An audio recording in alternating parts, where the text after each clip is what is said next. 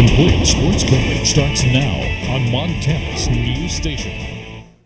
Welcome back, coming to you live from the Butte Civic Center. It's opening night for the new CBA team in town, the Butte Daredevils. I'm joined now with head coach Scott Carson. And coach, thank you for joining me. Let's talk a little bit about preparation. You've gone through tryouts, 2.5 weeks of camp, and now you're finally here. Are you guys ready to take on this Indiana squad? I think so. Our guys were excited at shoot around today. They were loose. I think they're ready to go. Talk a little bit about the moves, in the roster. You guys were making changes all the way until late last night, as well as even today. Talk about maybe some of the new players you've gotten. Well, Ronald Ross got in late last night. He got through the walkthrough. We tried to educate him in a hurry. Fortunately, we run a lot of motion, and he had played at Texas Tech under Coach Knight and understands how to play in motion. So he'll come in and he'll start first tonight. We're going to throw him into the fire right away and let him go. And then tomorrow, O'Darty Blankson, 6'8" guy from Nevada, Las Vegas, will be here. And then we'll have 10 guys and we'll be ready to go. Real quick talk about this. In a couple hours, this place will be full of fans. Are the guys ready to play in front of a crowd? I think so. They got a little taste of it the other night, Saturday here. We had a couple hundred people. They do a great job, and hopefully we get 2,000 or 3,000 people here and make it a great home court. Perfect. Thanks, Coach, and good luck tonight. Thanks, Rob. All right, turning now to football. The Bobcats already in North Carolina preparing for their big game. And after a defensive showcase against Furman last week, the Cats know it won't be smooth sailing against the #1 seeded Appalachian State. They have athletes at just about every single position. The Mountaineers are very multifaceted, primarily because they're a great quarterback. He's just a true freshman, left-handed, and can run and throw. He has great speed. They have an excellent tailback who's over 1,000 yards, a receiver that's nearly 1,000 yards. If you sit on the run, they'll throw it down the middle. If you back up to defend the pass, they're running around the outside. So it's going to take a tremendous effort by us as a team.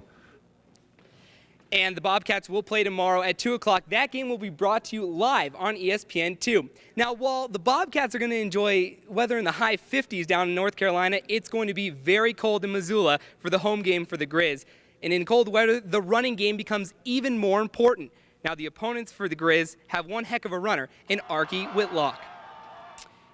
His career numbers and season numbers are off the charts, but one thing Whitlock does have that separates him is making plays when the game is on the line. Look at this 47-yard TD run late in last week's playoff win over Tennessee Martin. He certainly has that wow factor that coaches crave. He's unbelievable. I've never seen anything like it in my life. I'm telling you, Nick's never seen anything like it. It's fun to watch him. The good Lord's blessed me to get to watch him again, and hopefully he'll keep blessing me, because the day he walks out that door, I don't know if I'll be able to take it. That's how much he means to me. He's a really good player. He's a lot like Noble from Cal Poly. He's a little bit taller than Noble is, but they're very similar. They're powerful. They break tackles. They make people miss. They run by people. That game being played at 12:30 in Missoula. It'll be shown right here on Montana's news station. Now shifting gears to wrestling. The Butte Bulldogs entered their season today, playing the Flathead Braves this afternoon. We go to Butte High. Students jacked up for the wrestling season. They came out in full force. The 135 weight class. First period, CJ Kissel with the nice takedown, close to the pin, but he couldn't seal the deal.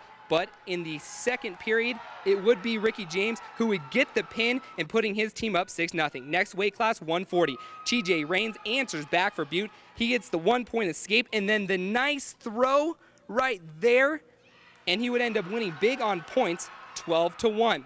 We move now to the 145s. Flathead just too good, as Bryce Stacy had the upper hand the whole match. He got the pin right there, and Nick Haynes would end up winning on points, 150 at the 152 pounds.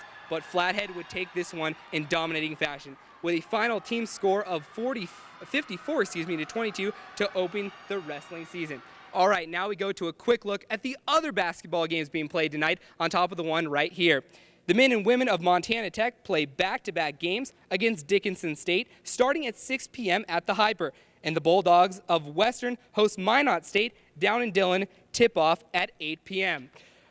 All right, we're only about 2.5 hours from opening season here at the Butte Civic Center. If you can't come to the game, make sure you tune in at 10 o'clock. We'll bring you highlights both from here as well as Montana Tech. I'm Rob McPherson, coming to you live from the Butte Civic Center. We'll be right back after the break.